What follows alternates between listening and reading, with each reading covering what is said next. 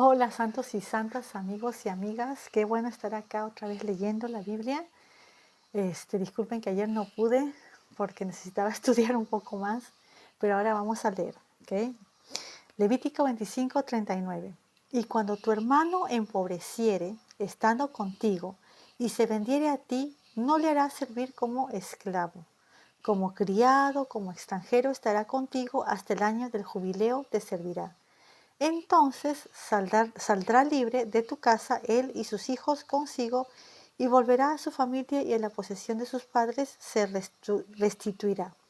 Porque me pertenecen, yo los saqué de la tierra de Egipto y no serán vendidos a manera de esclavos.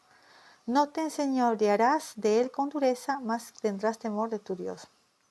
Así tu esclavo como tu esclava que tuvieres serán de los gentiles que están en vuestro alrededor, de ellos compraréis esclavos y esclavas. También compraréis de los hijos de los forasteros que viven entre vosotros y de los que del linaje de ellos son nacidos en vuestra tierra, que están con vosotros, los cuales tendréis por posesión. Y los poseeréis por juro de heredad para vuestros hijos después de vosotros como posesión hereditaria. Para siempre os serviréis de ellos, pero en vuestros hermanos o los hijos de Israel no os enseñorearéis cada uno sobre su hermano con dureza. Entonces, esta primera parte la verdad que es un poquito difícil, ¿no? Lo primero no es difícil, es fácil. Dice que si alguien de Israel, ahora este mensaje es para Israel, si alguien de Israel se empobreciere tanto que se tiene que hacer como un esclavo, que, eh, que que alguien de Israel, o sea, la persona que lo compra, se podría decir, o le dio el dinero y le debe el dinero, pero es como su amo, una cosa así, que no debe ser, que no debe, espérate, aquí está, no le hará servir como esclavo, dice, como criado, o sea, como trabajador, como extranjero estará contigo hasta el jubileo, y ya en jubileo estaban libres, ¿no? ¿Por qué? Porque la gente no le pertenecía a la gente. Una persona no puede ser dueña de otras personas, sino quien es el dueño de todos es Dios, ¿no? Especialmente de Israel, porque Dios lo sacó de Egipto. Se podría decir que es el dueño, el amo, pero no una persona tratar de esclavizar a otra persona, y peor si son del mismo pueblo, ¿no? O sea, toda esa cosa es mala, pero si son del mismo pueblo es peor, ¿no? Entonces, Dios está haciendo un punto acá, amigos. Aquí viene la parte complicada, lo que leímos recién en la última parte. Porque Dios está haciendo un punto. En Israel, Dios está lidiando y enseñando a Israel que entre ellos no se deben esclavizar, ¿no? Y que en caso de que una persona ya debe demasiado dinero y no le queda más que venderse como siervo, entonces el amo de Israel, que tiene este siervo de Israel, debe tratarlo humanitariamente, ¿no? Como un trabajador, debe tratarlo como un trabajador, ¿no? Con alguien, y no tan, no de una manera atroz, ¿no? No ser abusivo ni nada de eso. Ahora, después está diciendo a Israel, si Dios le está diciendo a Israel, si ustedes necesitan siervos o esclavos, entonces consíganse, pero de otros pueblos, ¿no? De los pueblos vecinos o de los extranjeros, pero no de Israel. Ahora, aquí la gente puede decir un montón de cosas, ¿no? Puede decir, ay, Dios está a favor de la esclavitud, ¿qué por qué dice eso, no? Pero vamos a tener las cosas claras, amigos. Dios, ¿con quién está lidiando aquí en Levítico? Con Israel, ¿ok? Israel es el pueblo de Dios. Dios está lidiando con Israel. Y Dios va a hacer un punto bien claro. Ahora, sí, pero ¿por qué dice que compren esclavos? Primero, que eso de comprar esclavos no era una ley, está diciendo, si ellos necesitan, pueden comprar de los extranjeros, ¿no? O de las naciones paganas que están alrededor, ¿no? Y dice, no, pero ¿por qué no sé qué? Bueno, un segundo. Dios está enseñando a su pueblo.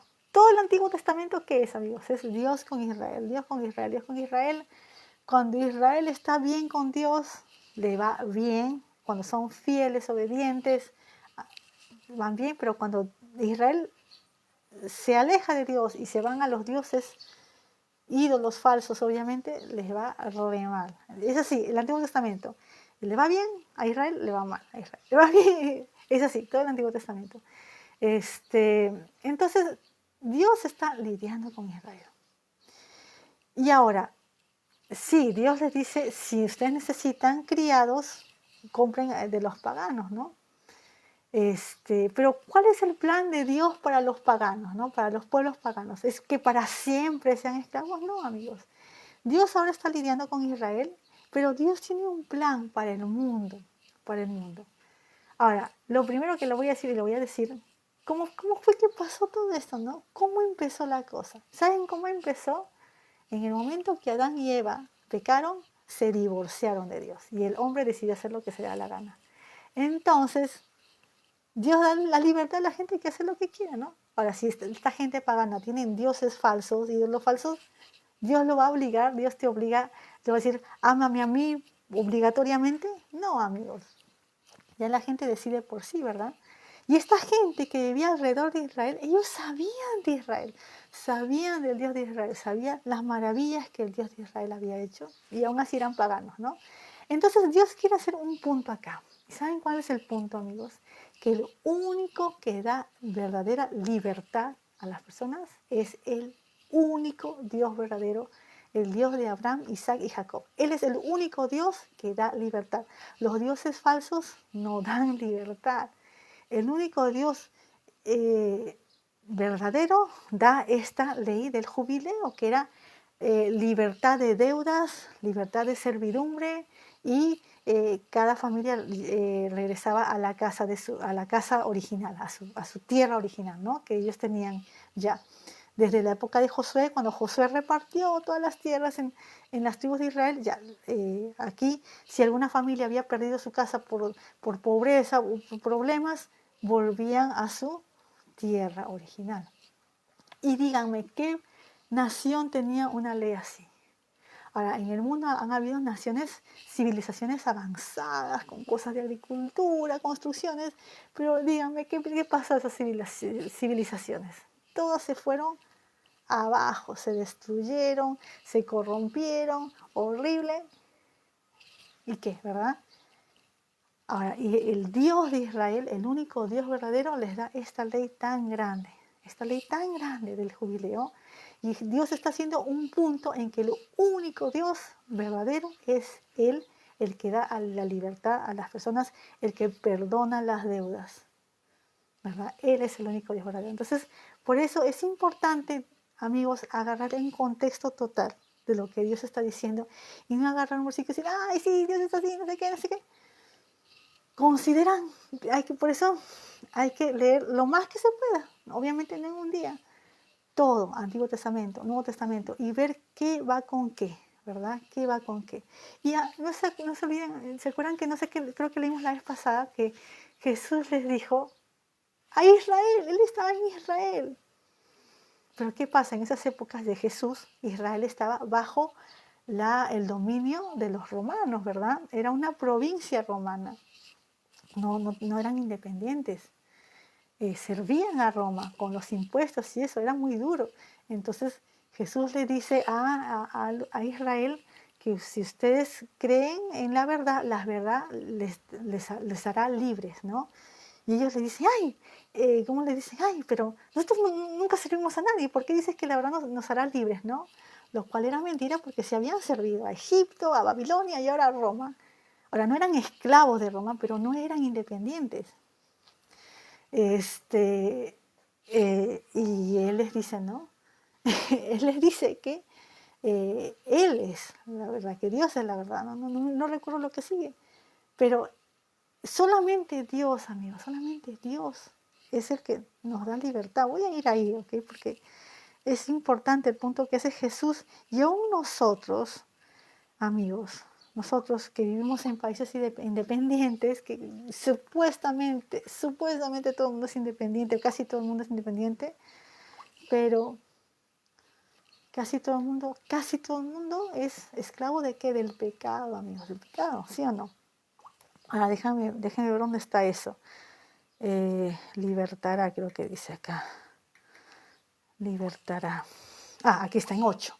Juan 8 dice, Y decía Jesús a los judíos que le habían creído, en esta época los judíos no eran esclavos, pero servían a Roma, ¿no? Roma era la autoridad. Decía Jesús a los judíos que les habían creído, si vosotros permaneciereis en mi palabra, seréis verdaderamente mis discípulos y conoceréis la verdad y la verdad os libertará. Y le respondieron, simiente de Abraham somos y jamás servimos a nadie. ¿Cómo dices tú seréis libres? Jesús le respondió, de cierto os digo que todo aquel que hace pecado es siervo del pecado. Eso es lo que está diciendo Jesús. Y el siervo no permanece en casa para siempre, mas el Hijo permanece para siempre. Así que si el Hijo os libertare, seréis verdaderamente libres. Eso es lo que estaba diciendo Jesús. Entonces, volviendo al Levítico, amigos, esta parte es difícil porque parece que Dios quisiera que el resto, la gente sea esclava. No, amigos, Dios tenía un plan. En estos tiempos del Levítico, Dios está lidiando con Israel, lidiando con Israel, y Él tiene un plan para el mundo, que a través de su Hijo Jesús, a través de la muerte de Jesús, la resurrección de Jesús, 3 días después, a través de su gran sacrificio y su amor, por su sacrificio, y que crean que Él es Dios, y Él es Dios, el Hijo de Dios, y se arrepientan de sus pecados, el mundo entero sea salvo. Y no solamente salvo, sino que sean, ¿qué, amigos? Sean hechos hijos de Dios. No por voluntad de carne, sino por la voluntad de Dios. No por la voluntad como la voluntad de sangre y carne, sino la voluntad de Dios. ¿Entienden? Somos hijos espirituales de Dios si recibimos su salvación. Entonces, Dios en estas alturas del Levítico, todavía Jesús no se había hecho hombre. Jesús ya existía porque Jesús es Dios, pero no se había hecho hombre todavía. Entonces, todavía no estaba la salvación de Jesús disponible. Pero ya en estas épocas, Dios tenía un plan para la salvación de todo el mundo. Inclusive la salvación de Israel, amigos, porque Dios tiene un pacto con Israel de hace muchos años, pero ese pacto, amigos, ese pacto que tiene Dios de cuidar a Israel, ese pacto que tiene Dios con Israel no les garantiza la salvación. Ellos también necesitan a Jesús, ellos también necesitan la salvación de Jesús. Todo el mundo necesita, ¿entienden? Entonces, así es como es Dios. La gente dice, no, que Dios quiere que seamos esclavos y no sé qué. Dios no tiene acepción de personas, porque la salvación de Jesús es disponible para todos. Inclusive Israel tiene que creer para ser salvo.